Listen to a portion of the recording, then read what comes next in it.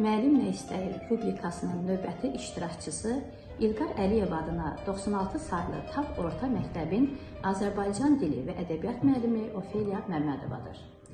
Müəllim sözü var, dağlardan uca, onun əməyinin bənzəri yoxdur.